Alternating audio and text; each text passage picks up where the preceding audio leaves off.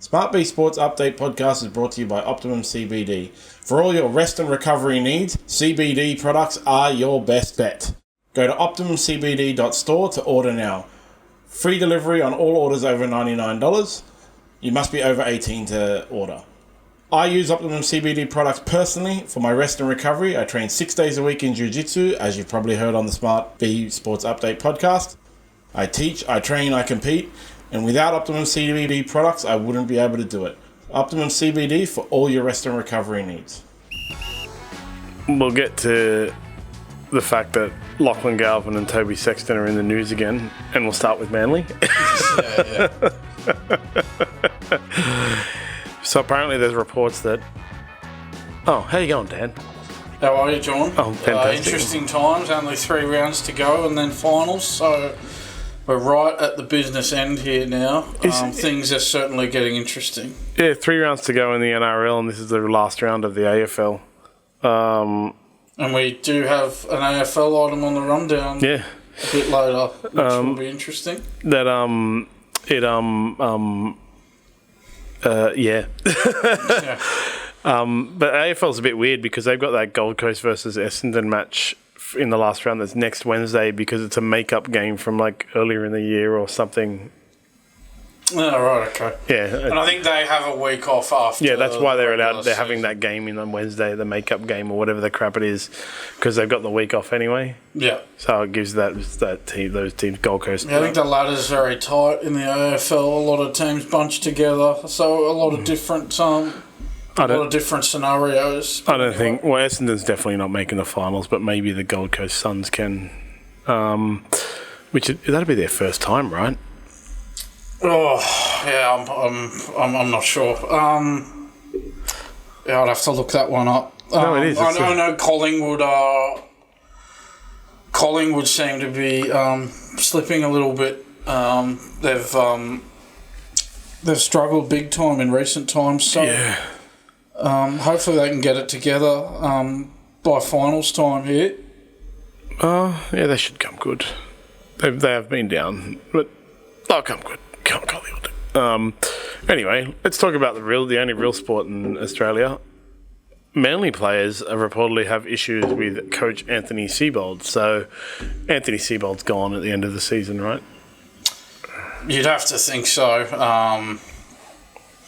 Scott Penn, the chief executive, is saying all the right things, but look, the writing's certainly on the wall. We've mentioned it a few times with the roster that they've got.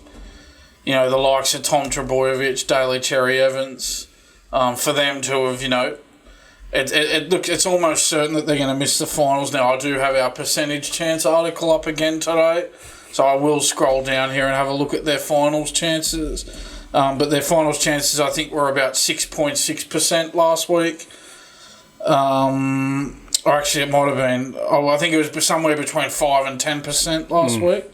But it's going to have dropped even more here. 0.7%. Yeah, they can't make it. So they're gone.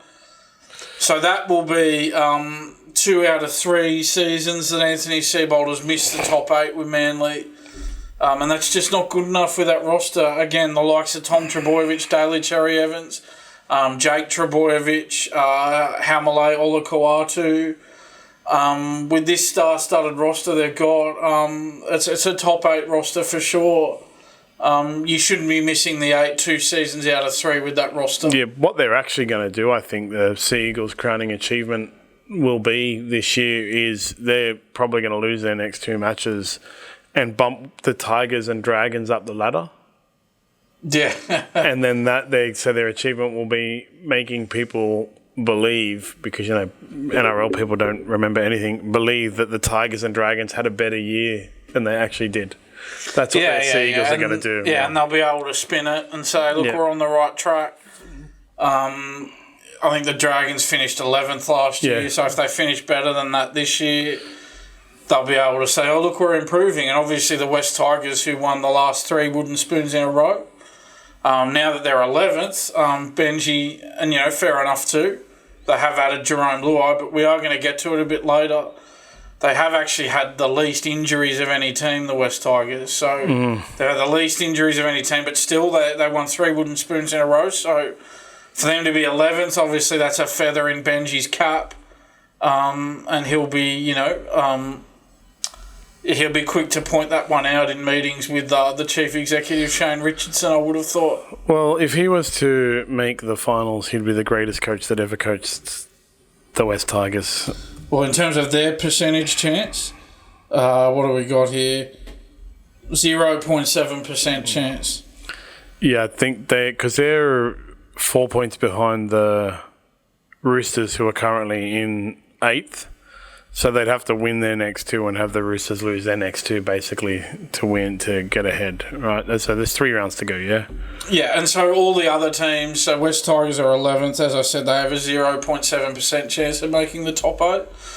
And all the other teams below them, so the Dragons and lower than them, any teams below them, that they can't make it now. So it's a race in 11, but even 10 and 11, the chances are very minuscule. The Dolphins in 9th spot, well, their chance is 37.6%. So the Dolphins get to play the Sea Eagles. That's interesting for the Tigers.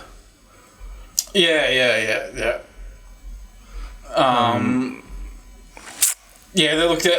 So realistically, the only team that could really come into the 8 of the Dolphins, really. Manly and the Tigers, they're not gonna make the 8. No. But this some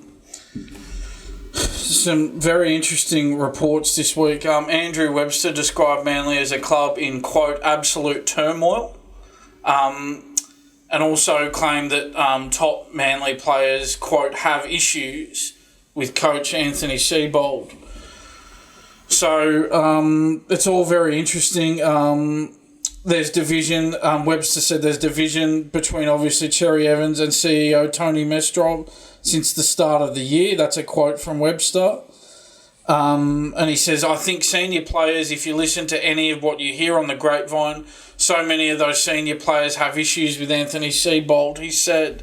And that's a quote from Andrew Webster. So, journalist Andrew Webster, not Warriors coach Andrew Webster. Sometimes people get confused. It'd be really funny if coach Andrew Webster was out there saying, he's not one to make strong comments, the Warriors coach, so it would be a bit out of character for him to make those comments. But anyway, I think, I've always sort of had doubts over Anthony Seibold's coaching ability. We might remember when he was at the Broncos, he was signed to a 5-year deal. He couldn't even make it 2 seasons into a 5-year deal. And it just ended terribly for him there. And it had ended so badly that you were really thinking that he wasn't going to get another start as an NRL head coach. But he has in Manly. But as I said, he's about to miss the 8 for the second time in his 3 seasons at Manly. I think part of the problem with him is, I think he's actually only played, as a player, Anthony Seibold, he only played 14 first-grade games, and they were for the Raiders in 1997 and 1998. I think that he lacks authority, and I think that ex-players don't really respect him because he's had so little experience as a player. Ex-players who played 200 games, 300 games are going to look at that and go, oh, this guy barely made first grade and, he's coaching a club, an NRL club. So I think that's part of his issue. If you look at someone like Ricky Stewart by comparison, who's just, failed year after year, really, but prior to this year, he's going well this year, but, you give someone enough chances, eventually things will start happening for them. But he hasn't won a premiership since 2002 with the Roosters, hasn't won a premiership at the Raiders, and he's been at the Raiders since 2014. And I think part of the reason why Ricky Stewart is given latitude is because he was a great player, and I think that's given him a lot of latitude that someone like Anthony Seibold will not get because he's only played 14 first-grade games. Yeah, I just, he won Coach of the Year or whatever, most improved performer when he was at the Rabbitohs, and then walked out on the Rabbitohs after 1 year, moved to the Broncos on that massive deal, failed at the Broncos, disappeared for a couple of years, came back to Manly, and Manly have sucked. It's always been this thing like, at the Broncos, the reason he wasn't successful was because, again, he didn't have the respect of the players. So that was the rumours at the time. So everybody has these, things. Like, if Anthony Seibold was a good coach, he would do this. If Anthony Seibold was a good coach, he'd do this. And he never does any of it. So I think, the story is written now. Anthony Seibold is probably an assistant coach and not a head coach. And that's just a lot of some people in life. They can get Jason Taylor to take over. But Manly have had, a couple of those in recent years. Yeah, they had Trent Barrett there, who's a very good assistant coach by all reports, but never had any success as a head coach. Jeff Tuvey as well, very good assistant coach. He went to a grand final though, didn't he? Jeff Tuvey, yeah, he did in 2013. He took him to a grand final, at least, and then they got rid of him because Manly also has all these basket case reasons for getting rid of coaches. Sacked Des Hasler the day after the grand final. See it's interesting you bring up Des Hasler because there were some quotes from Paul Crawley about Seibold, and he said, and I quote, "It's his coaching." This was on NRL 360 the other night. Paul Crawley said, and I quote, "It's his coaching methods that they perhaps don't understand, and it screws them up in the head a bit." That's Paul Crawley on Anthony Seibold. Now, you just mentioned Des Hasler. Now, that's been a criticism of Des Hasler at times as well, that he's so intelligent that a lot of his methods just a lot of the time go over his players' heads. But that's the difference is Des Hasler was a great player, had a phenomenal playing career, played for New South Wales and Australia. But that's the thing. If a former New South Wales and Australian player has strange coaching methods, it's like, oh, well, we'll go with that. But if Anthony Seibold, who's only played 14 first-grade games, has strange coaching methods, well, then he's, it screws them up in the head and they don't understand his methods. So I feel that's my feeling is that there's a huge difference in the game between people who used to play and who didn't play. And I know Seibold did play first grade, and I know Seibold did play first grade, but only just 14 games. As I said, the ex-players who played 200, 300 first-grade games, they're just not going to respect him as much as they would respect the players who played 200, 300 first-grade games. That shows... I have this conversation all the time with people, right? Because coaching and playing are two very different things. Like Gus Gould says, he was an average goal-kicking back rower, but widely regarded as a really good coach. Wayne Bennett wasn't a good player or whatever, and so on and so forth, right? So, I think in rugby league that's looked on as too much. Looked at too much. Like people worry too much about whether the person has played rugby league, even in the media, and players do it and so on, about whether they've never had a first grade game. It doesn't happen in arguably the much tougher combat sports. The best coaches in combat sports, I know it's different because it's one-on-one or whatever, in jiu-jitsu, kickboxing, MMA, boxing, many of the best coaches with stables of world champions have never had a professional fight. The greatest jiu-jitsu coach in the world ever in the history of mankind is John Danaher. He's never competed once. He also coaches Gary Tonin in his MMA. He hasn't competed in UFC or Brazilian Jiu-Jitsu, let alone as an MMA fighter. But Gary Tonin fought for the title. He lost. He got smashed. It was pretty funny if you hate Gary Tonin. Greg Jackson, who was for years and years and years John Jones's coach, who's many would say is the greatest of all time in MMA, never had a professional fight. He also coached Holly Holm, world champion boxer, I think at multiple divisions as well, and she knocked out Ronda Rousey for one of the greatest women of all time. So there's this thing there's a thing in rugby league, especially where it'll be they haven't never played a game or whatever. That doesn't mean you don't know about the game and how to coach, but as you're saying, that's the thing. They probably don't respect him because of that, and that is an attitude that is in rugby league. It's ingrained. Yeah, and I think it's probably more so for some reason. You mentioned combat sports, how it's different. For some reason, I think it's ingrained in rugby league more than any other sport. It just is. And then this goes for all areas of the game, like not just coaching, but media roles as well. It's across all facets of the game. If you played first grade, and when I say played first grade, had like a lengthy first grade career, you're viewed very differently to somebody who didn't play first grade. And as I say, players who had lengthy first grade careers, 10, 15-year first grade careers, would look at somebody who only played 14 games and go, well, you didn't really play first grade, and that's just how they would view it. People like Andrew Johns, Brad Fittler, they're the sort of people who would view it that way. I reckon they'd go, "Oh, you only played 14 games." Yeah, definitely. You talk about someone like Phil Gould, right? Even Phil Gould, he played 103 games. Huge difference with Anthony Seibold, who only played 14 games. I was just going to say as well, we spoke last week about how Anthony Watmoe was behind a push to oust Anthony Seibold at the end of the season, and I think he is right. I think, and that's the other point we have to make here. Yeah, I agree with him. While there is that disrespect of somebody who played very few first grade games, they probably are right, because the bottom line is he's not getting the results he should be getting. He's underachieving with the roster he has had, and so what I'm just saying is that I don't think Anthony Watmoe would be doing that if it was a Jeff Tuvey, for example, a legend of the club. If it was a legend of the club, I don't think Watmoe would be leading this push to get rid of Seibold here. Absolutely not. And it's like I totally agree. Like Steve Price was the same. He only played like 12 first grade games or something like that. Yeah. And I think it's an issue. Yeah.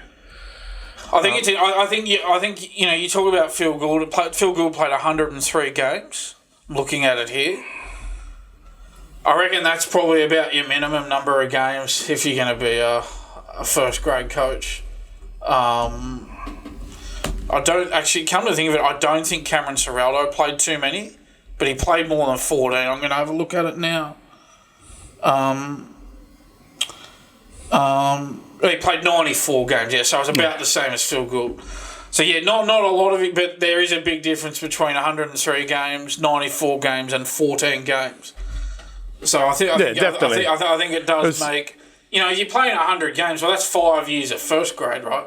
Like 14 games, I mean, that's not even a season. Yeah, and it's I think it's a little bit, like maybe immature as a sport as a whole. Yeah, 100%. 100%. Greg Jackson from Jackson Wink has coached 5 world champions. Yeah. 5 world champions. Never had a professional fight. Yeah. So you're looking for a place to go. World champions in combat sports, not boxing. There's so many of them, are pretty rare. It's like a rarity. It's like the elite of the elite. That's why even when they lose, people who've watched combat sports and meet them still refer to them as champ. Like you are forever a world champion. It's such a difficult thing. And Greg Jackson's coached 5 world champions. Has had a professional fight. So yeah, like I don't think Anthony Seibold. I'm not defending Anthony Seibold. I think when did he start at Manly? 2023. Missed the 8 in 2023. Yes. They made it last year. Got to the second week of the finals. And now they're going to miss it again this year. We started in 2023, right? Yes. Halfway through 2023? Or halfway through 2024? No, we started 2023, yeah. Yes. So I remember... we've been going for about 2 years now. Yeah. There was a conversation where we had back then where it was like, this is his first year. If he is a good coach, this is what we'd have to... And it would be like fixing the salary cap, being able to get the best out of Tom Trbojevic and get him to play all the games and so on and so forth and blah, blah, blah. It just hasn't happened. No. And so back then, because of his history of not lasting at the Rabbitohs, not lasting at the Broncos, and then now then he was at Manly, that was his last chance. Before that, we didn't really know if he was a good coach. Now we just know. By the reports, great assistant coach. That's given his history that you just mentioned, he was never going to fix their core problem, which is that they got too much money tied up in too few players. In fact, their main real problem is I think, it's too much money tied up in Tom Trbojevic. And for too long he was getting injured a lot.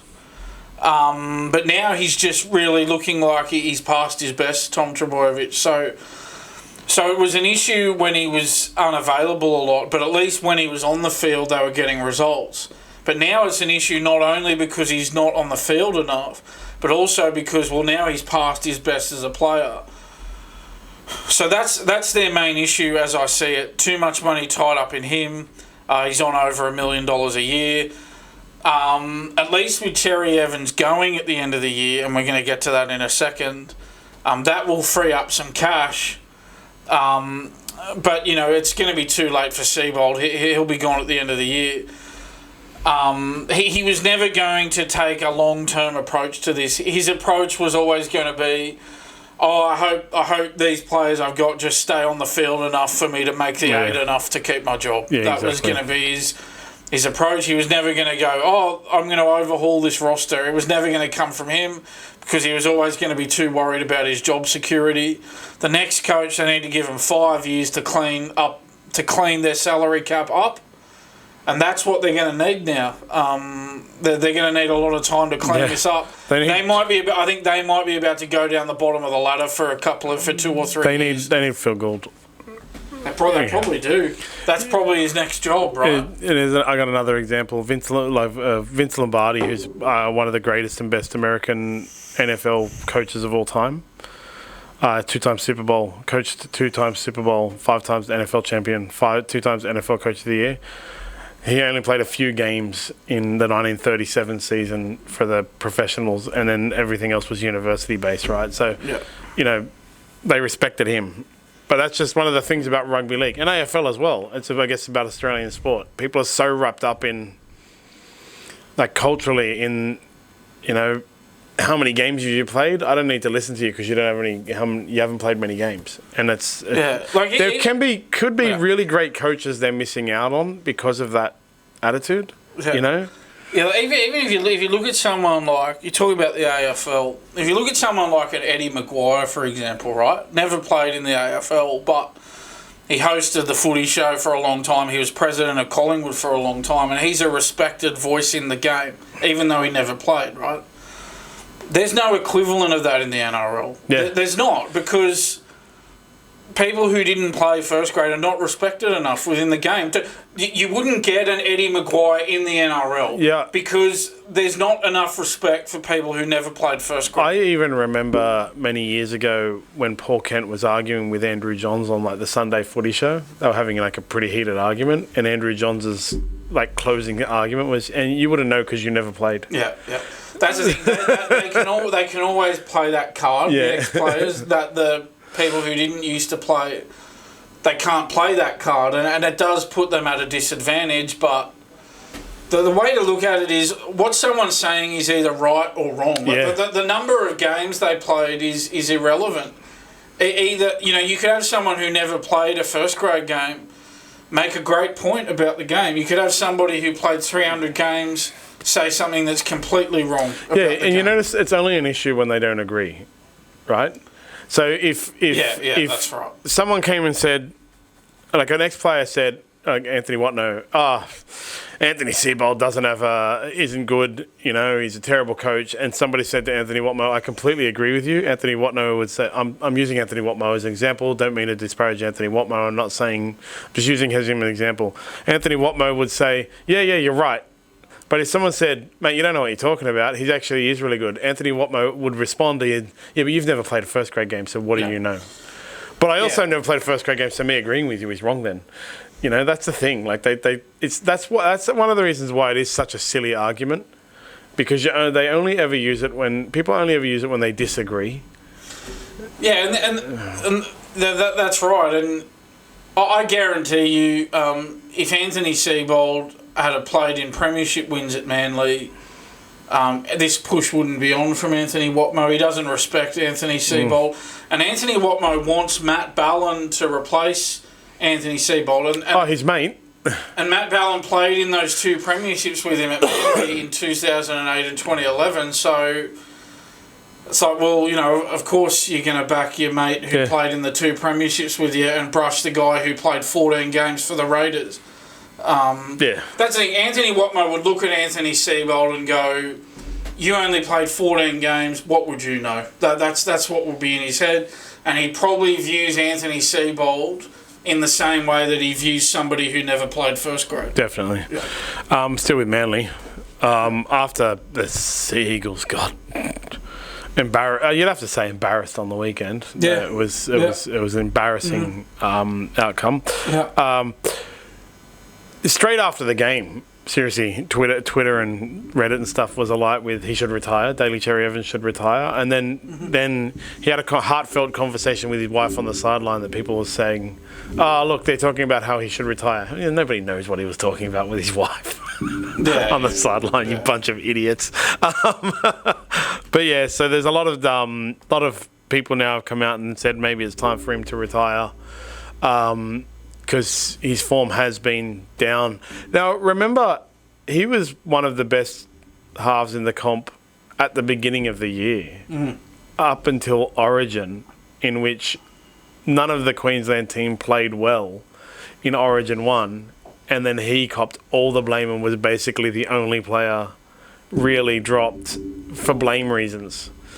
I guess they say it's justified because, they lost game 1 and then they picked Tom Dearden and then they came back and won the series. But anyway, I mean, it's just amazing to me after all that's happened this year with the distraction around, where's he going and is he going to announce it and he's leaving but we don't know where he's going and that distraction that it caused with Manly. Imagine that as it turns out that he doesn't end up going to the Roosters or anywhere else for that matter. And so all that distraction, if he in fact does retire at the end of the season, all that distraction will have been for nothing. Yeah. He could have retired. When he made that announcement on 100% footy, that announcement could have been, oh, hi guys, I'm just letting you know I'm retiring at the end of the season. And it would have been, he would have had, the Manly faithful would have been all over him going, oh, Daly's finishing up. They would have been there cheering for him all year. The players might have got around him. But no, it's been the opposite since then because they've thought all year, he's leaving. He's going to go to the Roosters. And then, all that distraction will have been for nothing if he retires at the end of the year. And his former club are not going to like him in retirement. I think they're going to be resentful of him. And I'll tell you what, there's some Titans fans who would think that it's karma if he has to retire at the end of the year after he backflipped on them. And you know what? I reckon some Manly supporters would agree with them. They would also think that it's karma if he's not able to continue his career with the Roosters next year, and they brush him and say, "No, sorry, mate, we don't want you." Yeah, well, look, I know there's all these rumours that the Roosters are trying to get out of the deal, but they don't want to get out of the deal because Uncle Nick did the handshake agreement 12 weeks ago now, right? Roosters have let Sandon Smith go. He's outlook, and apparently the Dragons might be snapping him up. He's going to be that marquee half they signed to replace Kyle Flanagan or partner with Kyle Flanagan so Atkins can play 18th man. CEO said. And then Roosters are going to be with, what's his name? Savala and Hugo Savala, yeah. And Sam Walker. Sam Walker's on fire right now, which is good. That's what everyone always wanted him to be. And Chad Townsend, that'll be their 3 halves, right? Well, Chad Townsend will be finished. Yeah, he's gone. Yeah, he's retired. So they'll be left with Sam Walker and Savala because they planned everything about with a DCE. DCE, and you want a third option there, like a Chad. Not it won't be Chad Townsend, but like a Chad Townsend, and that was going to be Savala. Sandon Smith. Yeah. Yeah, well, no, Savala's with Walker. Yeah, now their third option is Sandon Smith. Yeah, but they've let Sandon Smith go to bring Daly Cherry-Evans over, and Savala would become the third option. But now if Daly Cherry-Evans isn't going, they better go chase Sandon Smith, right? Yeah, well, This is a problem. Look, I think if the Roosters... the only reason that the Roosters would honour the agreement now is because they had an agreement. Yeah. If hypothetically, if they hadn't had the agreement with him, there's no way they would sign him right now. Yeah, so no way. What you're going to get is Titans already hate Daly Cherry-Evans, all Titans fans. Yeah. Manly fans are going to hate Daly Cherry-Evans. And Roosters fans are going to hate Daly Cherry-Evans. And I think Manly fans will hate him even if he doesn't play a game for the Roosters. Yeah. Because they'll no matter what happens. Yeah, because they'll think, no, you were going to go there. The only reason you didn't go there was because they didn't want you. And you derailed a whole season for us. That's how he's going to be. That's his legacy at Manly now. They'll forget all about that premiership he won with them. It was a long time ago now, but they'll forget all about that. So they'll hate him. And, obviously Titans supporters think this is all karma. Yeah. He's going to be remembered he's going to retire as a very unpopular player, Daly Cherry-Evans. And I think he's going to be remembered as a selfish footballer, a mercenary who, when you think about it, he only cares about money. Didn't achieve the pinnacle either. I mean, the thing about him is he did win a premiership in 2011, but it came in his first season when he wouldn't have been on much money. Since he was on the big money, he hasn't delivered the premiership. So what I mean is he became the captain, whatever. He didn't really, achieve he was in his first season. He came in and replaced. I can't even remember who he replaced. To Manly and won a premiership, but it's kind of like that one will now be remembered as like Ricky Stewart's first premiership. People always give Ricky Stewart the credit of he's won a premiership, but he didn't build the team. Daly Cherry-Evans' premiership win is coming into an already champion team and just being running along for the ride. This is the kind of thing that with the amount of hate he has gathered, that is going to be his kind of legacy, where no matter what he's achieved in the game, people are going to come up with reasons why it's not good. And I think his former teammates, they really disliked him. Yeah. The Glenn Stewarts, Brett Stewarts, Anthony Watmos, Willie Mason, these sorts of guys,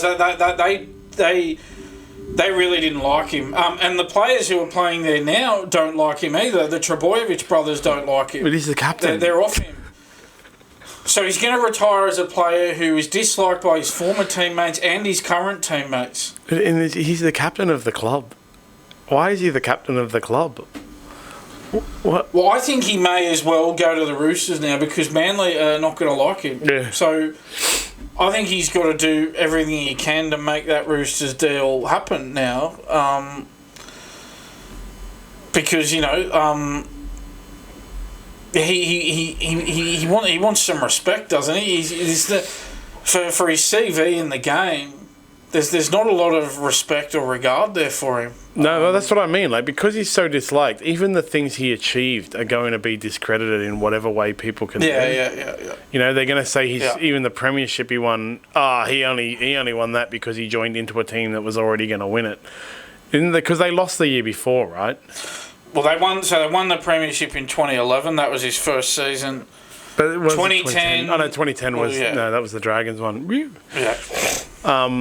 But Manly was the era of Manly being one of the, the 2006 to when was it 2013, 2012 era was Des Hasler, Wayne Bennett, and Craig Bellamy only with premierships. So Daly Cherry-Evans fell onto the end of Des Hasler's and that period, right? That's you can discredit. People will discredit even that. They will look for. It's like I said, it's like Ricky Stewart. We don't like Ricky Stewart, so we discredit his premiership that he has. It was but Graham Murray built the team, and it was Brad Fittler, and blah blah blah. I think he should. All I would say is that he wasn't on much money when he won it, and it was in his first season. And since he was on the big money, he didn't win one. But I'll give him credit for he won a premiership. Yeah. I think you got to give him the credit for that, and that he won it in 2011. Well done. He won that premiership. But again, for most of his career, he was on huge money, over $1 million a year. He had that huge contract, and so since then, He didn't win a comp. Yeah, well, people are going to remember from screwing over the Titans and screwing over Manly. So that's the thing. I don't know that winning a comp in 2011, is that enough to sort of overlook the fact that he didn't win one when he was on over $1 million a year for 10 years? I don't know that it is enough. You're going to ask. I think he needed to win a premiership when he was, an established half on the over $1 million a year. I think he's a premiership short here. Yeah. I think he needed a second premiership when he was that dominant playmaker on the huge money there. Yeah, definitely. Yeah. You want to talk about the Bulldogs? Probably not. Probably not, but it's on the rundown, so we'll have to rip the Band-Aid No off. matter what happens to the Bulldogs, it's all about Lachlan Galvin. Mm-hmm. So they were terrible on the weekend. Who did they play? The Roosters. The Roosters, right, yeah. I billed it as the match of the round last week, and I'm disappointed in myself as billing that garbage as the match of the round. That was a top 8 team versus what looked like a bottom 8 team, honestly. Yeah, I mean, it was probably a little bit closer than the score suggested, but they lost by 20 points. My main issue was Anari Tuala just... And Daniel Tupou just took him to the cleaners. Daniel Tupou scored 3 tries. 2 of those tries came from bombs and just out. Daniel Tupou's about twice the size of Anari Tuala. So what do you think's going to happen when they put up a bomb and the two are contesting the ball? That's why people rave about Cameron Ciraldo, but how did he not see that this was going to happen? It's pretty obvious to me. Daniel Tupou going up against Anari Tuala with the height difference between the players. If Sam Walker's bombing that side all night, it's pretty obvious what's going to happen by the end of the night. And he got 2 tries from bombs, Daniel Tupou, on Tuala, and he got a third try as well. And that ended up being pretty much the difference in the game. Daniel Tupou's main attack is the vertical leap for bombs, right? And there has been in the past players who have been able to, like shorter players, who have been able to shut that down. Like I remember Jason Nightingale was much shorter than everyone. Hasmel Masri was much shorter than everyone. Yeah. But they were able to shut that stuff down. Yeah. Matt Utai was short, but he was stocky and he scored a lot of tries. However, and he could defend. Yeah, as you said, why didn't Cameron Ciraldo identify this as this guy isn't Jason Nightingale, Matt Utai, Hasmel Masri. And what I don't understand is he has Jethro Rinakama there, who I've pointed out before. He scored the winning try in his first 2 NRL games. And he's tall. So if he had been contesting the ball with Daniel Tupou, I'm not saying he would have out-contested him, but he would have been a lot better chance of contesting him than Tuala was. I don't understand it. Tuala's that short. And you've got another option who's much taller, who's had a good start to their career, and you just overlook them. I don't understand it. I don't understand it at all. And this week, I'll just point out this week, they need to make a change there. I've seen that Marcelo Montoya's been included in the extended squad. Thankfully, it looks like he's going to come in for Tuala, because if Tuala plays this week, he's going to be marking Xavier Coates. If Daniel Tupou was doing that to him, what's Xavier Coates going to do to him? They need to make a change there, otherwise the same thing's going to happen Xavier Coates has got like an 8-metre vertical leap. You can see why I'm having nightmares about that scenario. It's like he's like Michael Jordan or something. He also has that 8-metre leap from the 10-metre line where he seems to climb through the air over the opposing players. He's also super athletic in the air where even if they like accidentally touch him, he turns over and scores the try anyway. So a change needs to be made. Yeah. Montoya needs to come in now. I've just got some stats for you. These are just the facts of the matter. If we go back to Lachlan Galvin and Toby Sexton. So the Bulldogs had won 9 games and lost only 2 before Galvin joined the club mid-season. So at that time, their win percentage was 81.8%. At that time, after they'd played 11 games, they were on top of the ladder. So that's just a fact. Since Galvin's joined the club, the Bulldogs have won 6 games and lost 4. 60% win record compared to 81% before he got there.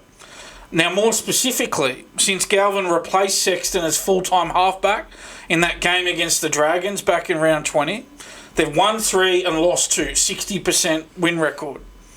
The Bulldogs are now third on the ladder. So Galvin's striking at 60% since he got to the club. Sexton was striking at 81% before Galvin got to the club. Now, that's just a fact. You can't argue with that. Yeah, I can, because Toby Sexton didn't have enough try assists. Yeah. You've never played a game of first grade rugby league. What clearly, would I know? Yeah. Clearly. How dare I? Yeah, look, it's really funny to watch the Bulldogs fans argue back and forth about this, because it's like someone will state these facts and then the responses will be, yeah, but you got to trust Seraldo knows what he's doing, he knows what he's doing. Problem is, it's really late in the season now, Yeah. This is your run to the finals, and you're getting pumped by the Roosters, and then you've got to play the Storm this week. Yeah, and the Panthers next week. Cameron Munster at fullback, who is having a ball at fullback, by the way. He's on his path to becoming the best fullback that ever lived, I swear to God. It was a weird move, but all right then. It's not... People don't... It's not the time to, like... have a, don't worry, we've got time. We've got faith in Cameron Serrato, because they got the Panthers next week, right? Yeah, so you touched on it there. So this is the problem that they got now. I'm looking at the ladder here now. They're third on 36 points, right? I'm not too worried about the Warriors because they're in the top four. I'm worried about the teams who could come into it from the outside. So if we look at the Panthers in fifth spot, right, 31 points, you might think, they got a 5-point buffer on them, right? They'll be right. But let's think about this. They got the Storm this week. They could lose that game. They could. They got the Panthers next week. They could lose that game, right? You look at the Panthers. Let's have a look at their run. And so the Bulldogs have got the Sharks in the last round. So you don't want it coming down to the last round to lock up your top four spot. Now, the Panthers have got, the Raiders are a tough game for them. But look, they're favourites to win. They're playing in Mudgee. The Panthers are favourites with the bookies to win that game tomorrow night. So if the Panthers win that game, they pull that one out against the Raiders, and they beat the Bulldogs the week after, and the Bulldogs lose to the Storm, which all could happen. This is not an unrealistic scenario that I'm throwing up here. This is a realistic scenario. If all of that happens, the Panthers could be only 1 point behind them with 1 round to go. And then all of a sudden they'll be under pressure to lock in that top four spot with a win in the last game. Now, that having been said, I don't know what the Warriors are going to do. Yeah. It's a bit of an unknown what they do as well. They'd have to keep winning as well. So a lot's got to happen for them to miss the four. Yeah. But all I'm saying is there's a sequence of events here that could occur that are not out of the realms of possibility, where their top four spot becomes under pressure. Yeah, so there's 3 games to go, right? Yeah. And Panthers are on 31, and on my ladder predictor, I have Panthers coming 5th because of that, right? The 38 is the cutoff point. For top 4. Yeah. But it is still possible if the Warriors, Bulldogs continue their weirdness. It is possible for the Panthers to actually get into the top 4. Yeah, you'd think the Bulldogs would beat the Sharks in the last round. I would think that they would, but you just never know if that pressure is put on them. Yeah, and if they don't, they can drop as low as 6th. Yeah, if they lose all... The Bulldogs have probably got to win one more game to make the 4, I reckon. I don't think they can... I think if they lose all 3, I think they'll drop out of the 4. No, they definitely will. There's no way they can't.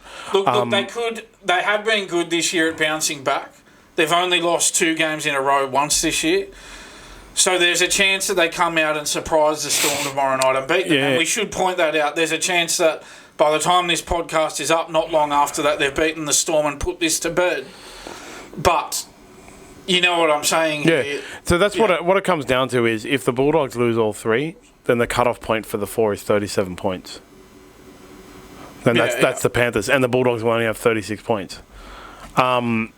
So Panthers win all 3 and Bulldogs lose all 3. Panthers are the 4th team. And the other thing to think about is, look, the Broncos and the Sharks are on 30 as well. So if they were to win all 3, this is why I'm saying the Bulldogs need to win one more game here.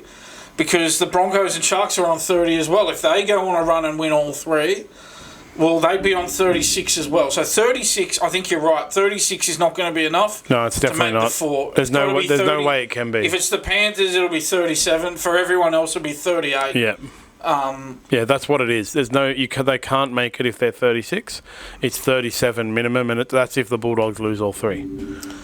Yeah, but again, if you're asking me what do I think will happen, I think they'll probably lose to the Storm and the Panthers and beat the Sharks. I think that's probably how it will go. My ladder prediction is the Bulldogs will end up third and the Storm will actually end up first.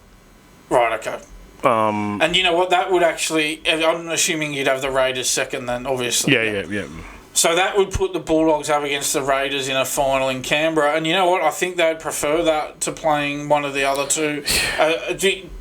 So you've got the Warriors in the 4. Yeah. Or you'd rather... You'd rather play the Warriors out of all them, yeah, for sure. So if the Storm come first and play the Warriors in week 1, I think they'll put the cleaners through the Warriors, to be honest. 100%. It is going to be the Storm versus the Bulldogs in the grand final, and the Bulldogs are going to knock Panthers out in the So you're still going with that prediction? You still think it'll hold? Yep, I've got the Bulldogs finishing, as I said, in third. So my finals makeup is Storm will pump the Warriors, Panthers will beat the Roosters, because Roosters will be 8th. I think the Sharks will beat the Broncos and the Bulldogs will beat the Raiders in the first week. And if they were to do that, well, then they'd get that home final in the prelim in week 3. Yeah, and then that would really set things they'll get up. to beat the Panthers then, right? So that'd be at Accor Stadium on their home track. And I think that's their path. I think if the Bulldogs are going to make the grand final, I think they've got to win that week 1 final and get that home prelim against the Raiders. And I think they could, if it is against if your ladder predictor is right, and they play the Raiders away in week 1, I think they could win that game. Yeah, that's the Storm winning all 3 of their matches as well.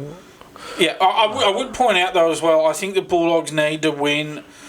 I think they need to beat either the Storm or the Panthers. I don't think they need to win both, but I think they need to win one of them for their confidence. Yeah. I think if they lose both, I don't think a win over Cronulla in the last round is going to be enough to boost their confidence. I think they need one of those 2 scalps, the Storm or the Panthers, in the next 2 weeks. Yeah.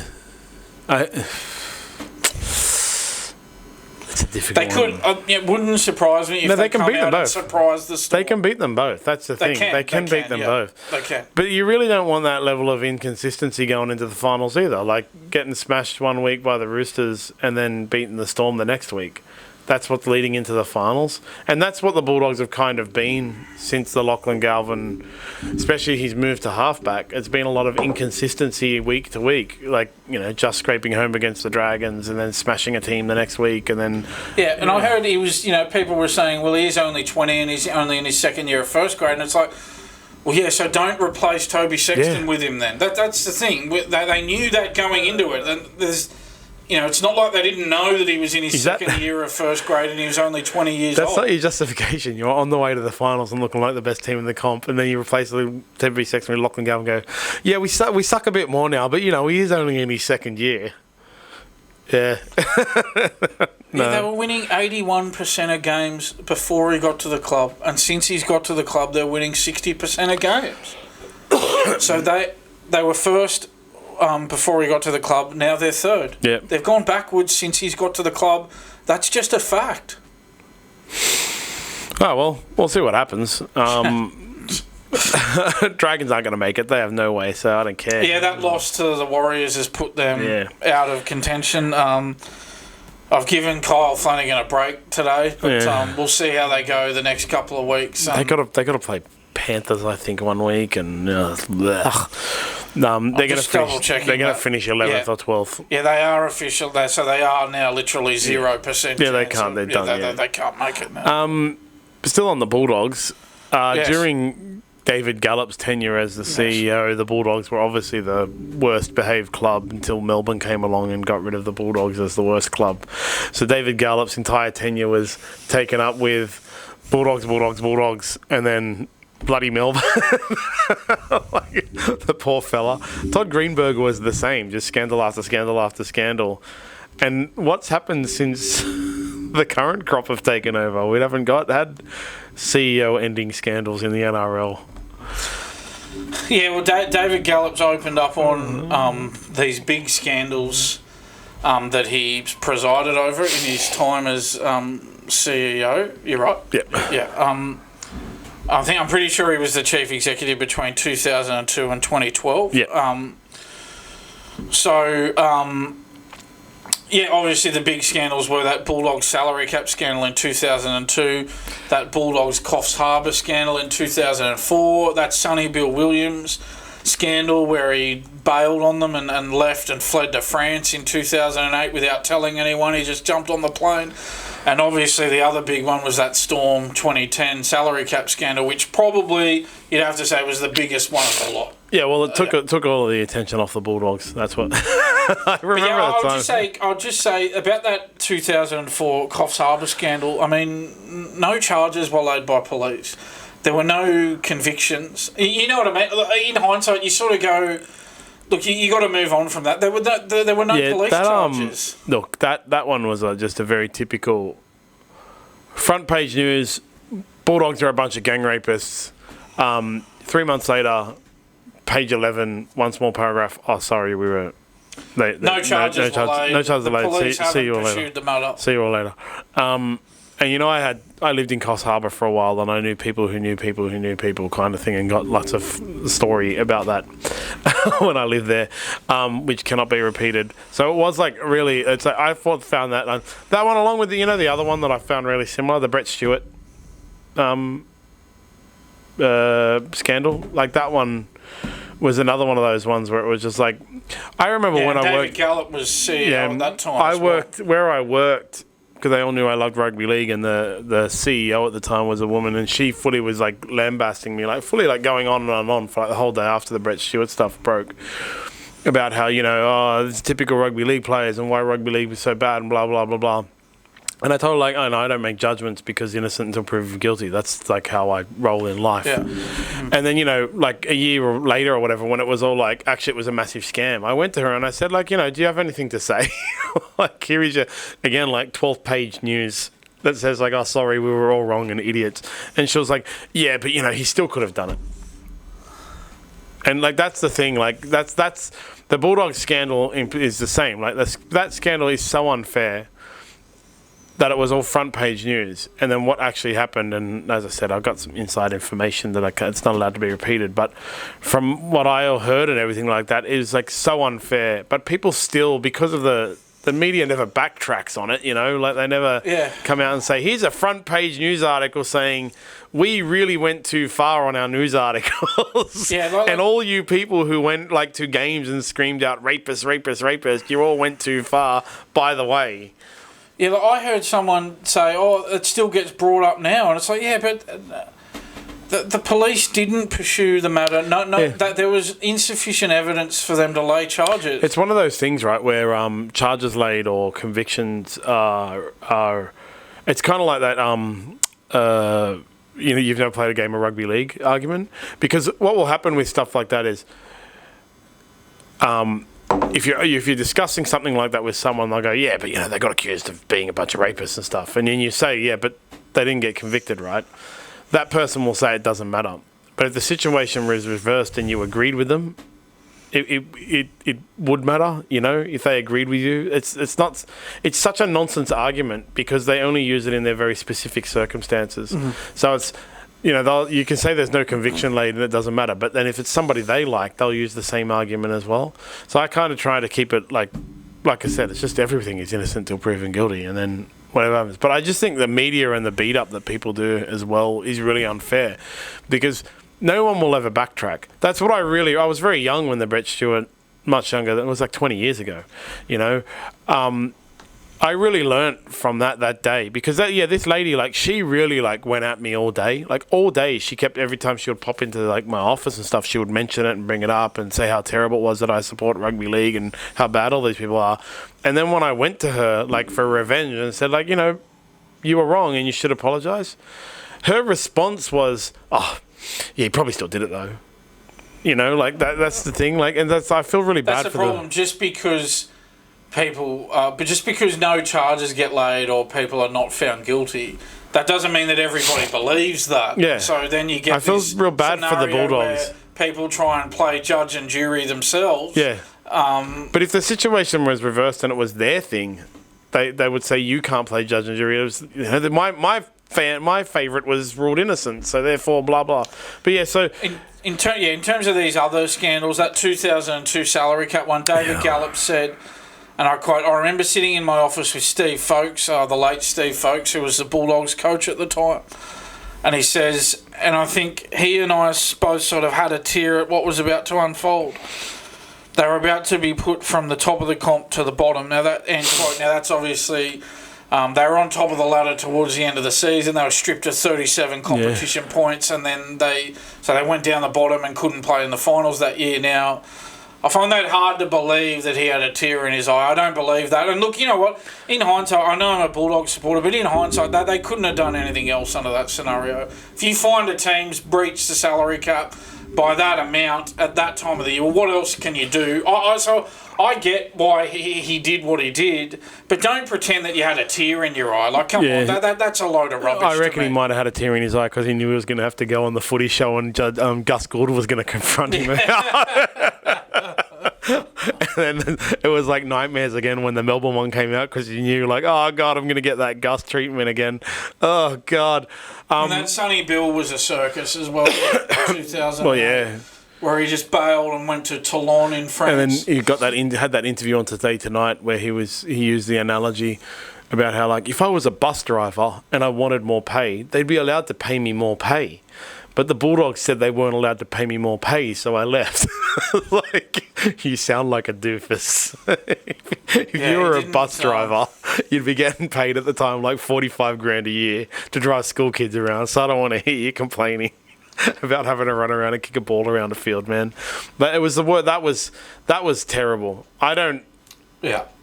It really didn't reflect well on him at all. And that was mid-season as well. It was mid-season, and they were struggling. They were down the bottom. They won the wooden spoon that year that he left. They were struggling, and he just bailed on them when they needed him most, which was very disappointing. If you hear Sonny Bill talk about it, he doesn't really actually accept responsibility. No. He still has the but after it. Like he'll say, I like that saying, once you say but, it actually means ignore everything I just said. Because he'll say I know what I did was bad, but Willie Mason told me how it was all about loyalty and everything like that, and then he ended up leaving. So, he let me down, so that's one of the reasons I did it. It's like, no, bro, But that was the thing about it, was that Mason actually left in the off-season just before that, at the end of 2007, to go to the Roosters. He bailed mid-contract to go to the Roosters, but at least he actually went about it and actually got a release from his contract and then left and left at the end of the season. That didn't look good at the time, but then the way Sonny Bill left, well, that made Mason's exit look like a respectable exit. Those people he surrounded himself with at the time, like Coda Nasser and Anthony Mundine, it was like the real. It's no surprise that things turned out the way they did, given who was around him at that time. But don't worry, very disappointing. And again, no remorse shown, no apology. Very, very disappointing. And obviously that Storm salary cap scandal was a big one as well. I was reading about the Parramatta one the other day, and that was, speaking of salary cap, it was really funny. One of the things I read was they, unlike the Bulldogs and the Storm were all secretive about it and kept double sets of books, nothing in writing, no emails between each other, everything over the phone, not even any texts and stuff like that. But apparently the Parramatta Eels minuted their meetings about discussing how they were going to roll the salary cap. They sat down in a meeting, let's cheat the salary cap. Okay, point one, Daniel has stated we should cheat the salary cap. Asked for a second, Yeah. If you're talking about that, probably not smart to take notes on it, I wouldn't have thought. It reminds me of The Wire, because in The Wire, one of the guys does business classes and tries to convert his drug empire into a business, and then he finds one of the drug dealers taking notes, and he rips it out of his hands. It's a criminal effort enterprise. Yeah. What do they say? Don't leave a paper trail. Yeah. My God. And finally, for rugby league, let's talk about the Tigers, because every single week has something about the Tigers. Tigers have the least amount of injuries this year. Yeah. I saw this. Yeah. So this was from the NRL physio put out this table. Now, this is the total injury ladder after round 24. The collective games missed due to injury this year. It says on the table excluding bye rounds. Who would include the bye as being a game? I don't really understand that. But anyway, didn't need to have that. But yeah, okay. it didn't really need to be there. But anyway, So the Rabbitohs obviously have had the most games missed due to injury. 252 games. That's a lot of games. It's a huge amount. Just to give you some context on how many games that is, the Roosters are number 2 on the list with 138 games. The Dragons at number 3 with 137. The Cowboys at number 4 with 135. So that just shows you 252 is way out in front of. So number 1 there, the Rabbitohs are way out in front of 2, 3 and 4.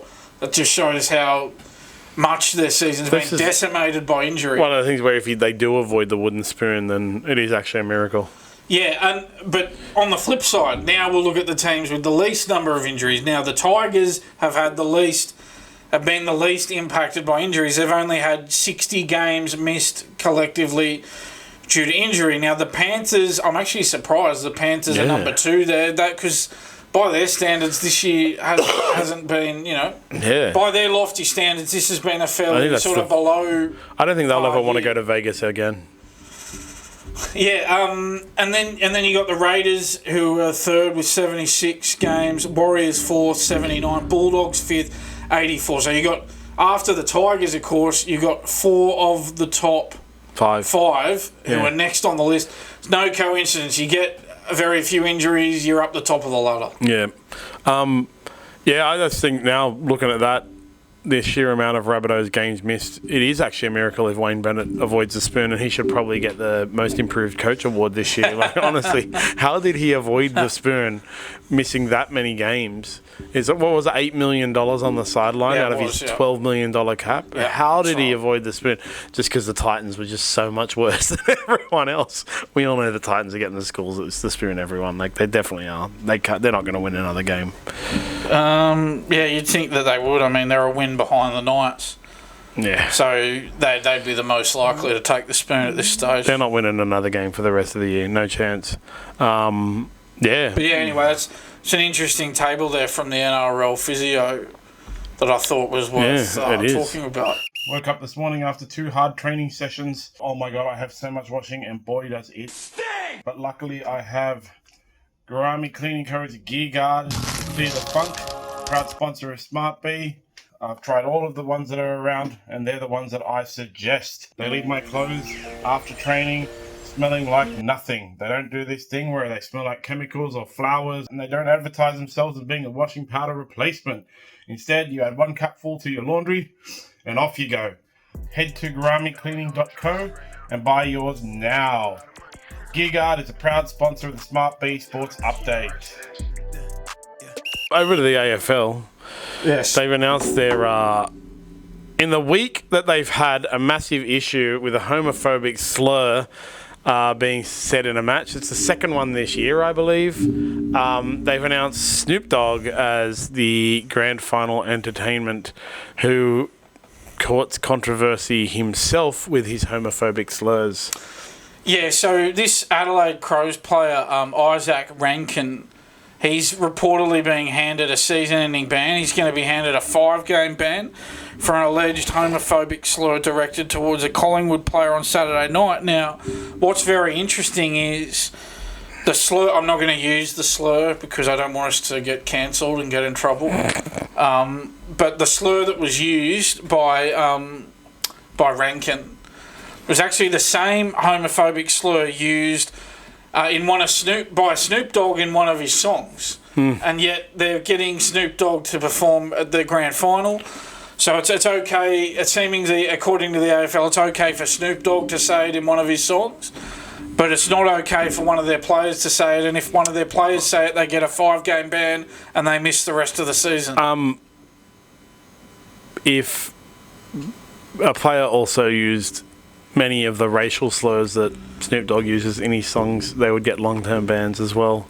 And he makes disparaging comments about women as well. Yeah. So they really want it both ways, don't they, the AFL? They get all high and mighty. They're on their moral high horse on every issue. but yet they get Snoop Dogg for their grand final entertainment. It's good grand final entertainment, though. I'm pumped for Snoop Dogg.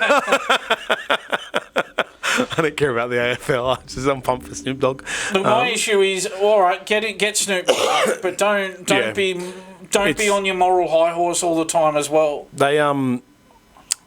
Snoop Dogg is one of those guys that's like become a lovable clown, you know, and it's still like, go back and look at his early albums especially, and he doesn't make apologies for who he is. He also promotes a lot, like marijuana use, you know, like a lot.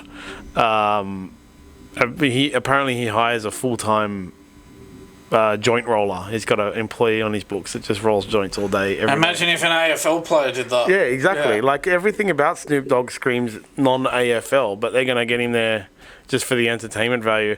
As you said, get off your high horse. You got two options. Either have Snoop Dogg, but get off your moral high horse, or stay on your moral high horse, but don't go getting Snoop Dogg to do your grand final entertainment. Exactly. You can't have it both ways. And the AFL seemingly love to have it both ways. They always all the do. Over to the Cincinnati Open, Cincinnati Open. Jannik Sinner apparently came down with a bit of trend cough, which is a cough that you get when you take trenbuterol. If you inject the steroid trenbuterol incorrectly, you start coughing.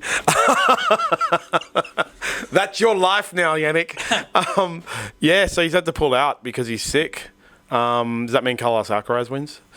Well, Carlos Alcaraz won that tournament. Yeah. He was up. Yeah, Sinner fell behind 5-love in the first set on the back of 9 unforced errors. And Carlos Alcaraz, was... I guess Sinner retired, so Alcaraz won the title. That's what it is now, right? Like, but, I don't like how some people are saying, Alcaraz was handed the title. I mean, he was up 5-love. You know what I mean? It wasn't as if it was, 1-love, or, I mean, he still had a clear lead on him. It's tennis. In the first set. It's tennis, all right? There is an actual way to judge when you win, regardless of how you win, when your name is declared the winner, okay? If the person pulls out from injury, you won. If the person pulls out from sickness, you still won. It's not handed a win. Because... He would have gone on and won anyway in sport, with a 5-love lead. That's one of the things where happens in MMA a lot. When someone loses, a few weeks later they'll come out and tell everyone how they were injured. It'll be like, I fought with a broken toe. Oh, my hand was broken before going into the match. Oh, I had torn my knee going into the match. They never mention it when they win. But the thing is, in sport in general, everyone is always injured. Honestly, they are all playing through injury. Jannik Sinner thought he could play. This one doesn't sound like that time that Djokovic played just so they didn't have to refund everyone, right? Jannik Sinner thought he could play, and he wasn't able to battle through his sickness. Is just an injury. I guarantee you, Alcaraz is carrying injuries, and he was able to battle through and play. Yeah. They'd all be carrying injuries. Yeah. In every sport. Yeah. The only time you're not carrying injuries is your first day at training if you haven't ever trained before. Because you constantly get injured in training, you've got muscle tears, everything. Imagine these guys in their 50s and 60s. Yeah. They'll be struggling to They're walk, all broken. These guys. Yeah. They're all broken. And so that's the thing. People who want to say he was handed a win are just idiots. They've obviously never played a professional tennis match before.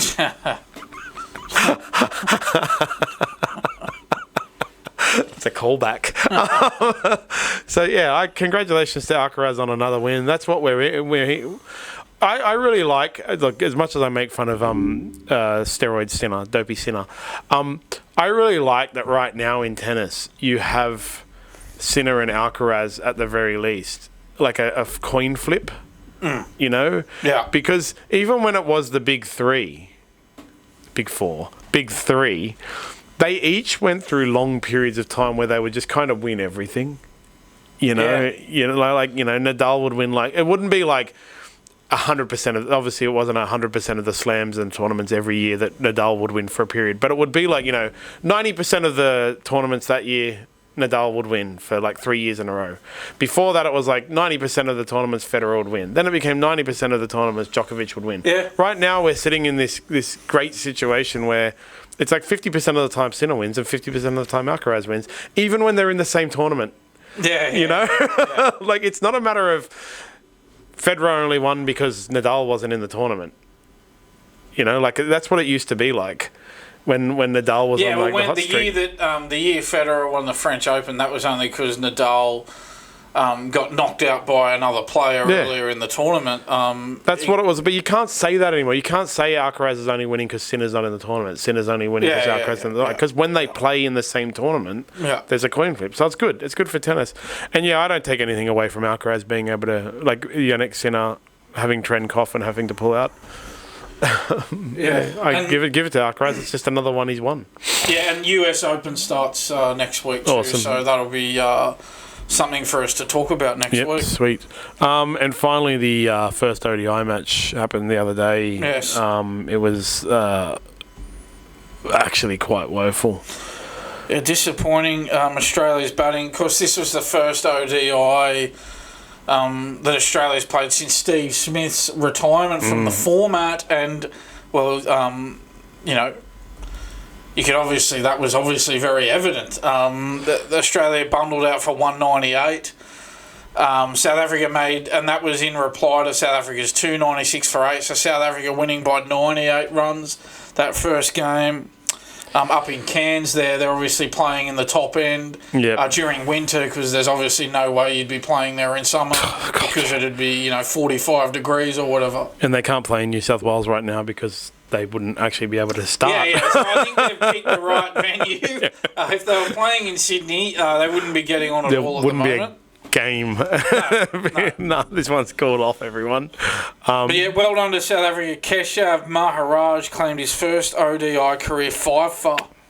So well done to him. And well done to South Africa. They're proving to be very difficult opposition out here for Australia. Yeah, well, Australia won the T20. Yeah, Glenn Maxwell pulled their heat out of the fire, actually, in the third one. Glenn Maxwell won the match for them. Yeah, they did. They won that decider 2-1, Australia. Yeah.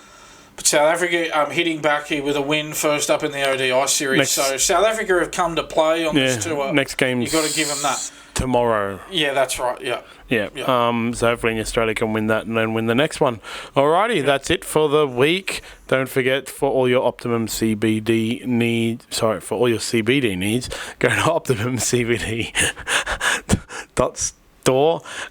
Must be over 18 to order. Orders over $99 get free delivery. And for laundry additive for all your training gear, definitely use GearGuard. It's definitely the best one. GarameCleaning.co. Make sure you jump onto SmartPlay and play the cricket. You can play the cricket, the ODIs. We did have a salary cap issue last week, but it does take us a little bit of time to tweak it. And now it's much better this week. And you can play the NRL and AFL. We're giving away a $100 gift card to the highest single scoring game in the NRL and the highest single scoring game in the AFL each week, as well as 3,000 bonus coins per week for all AFL and NRL, some 4 AFL and NRL players. Check smartb.com.au for the terms and conditions. And have a good weekend, Dan. Hopefully the Dragons can get up tonight. Tonight.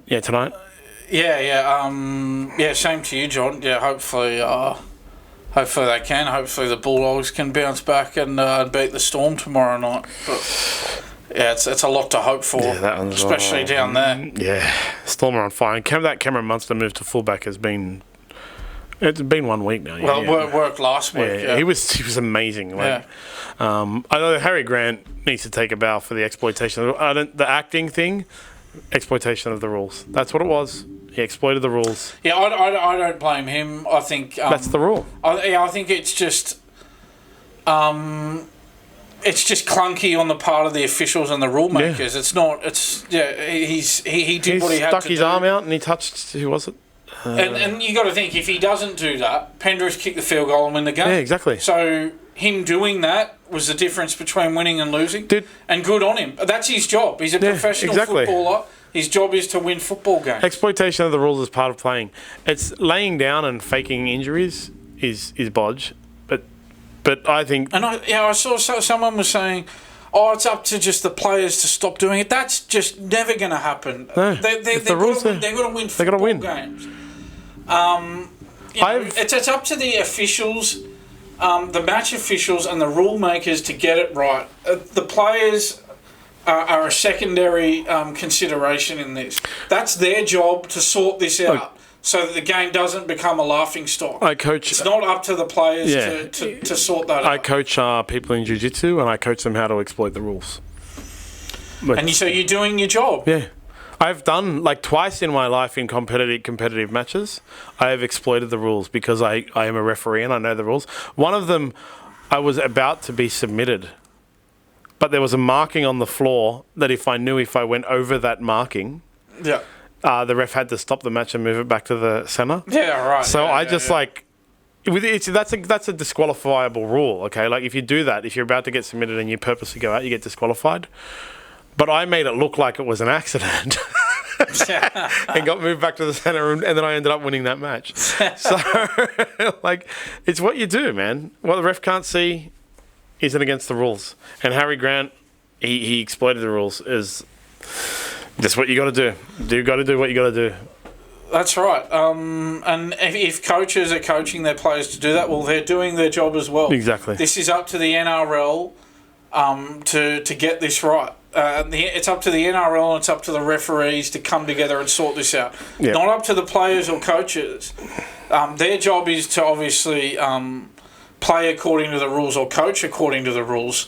That's their job. It's not their job to set the rules. That's the NRL's job, and it's the job of the referees to enforce the rules properly. Do people really expect Harry Grant to run out there and go, I could totally stop him from making a field goal by using the rules, but it's not the best way and people will be upset. Yeah. Like, no, it's, God, I've got to stop this field goal. That's it, and there is a way to do it. What could have happened? The referee could have said, oh, no, you milked that one, I'm allowing the field goal. See you later. Good night, everybody. Game over. Yeah. That's what could have happened. Yeah. Anyway. Yeah. I give Harry Grant all props. All right. I'll see you next week. Oh, sweet. Piercy's just sent his tips in. He's also tipped the Dragons. And we actually will hopefully have Piercy on next week all the way from lovely France. Sweet. All right. Sounds sweet. good. Night, everybody. Goodbye, everybody.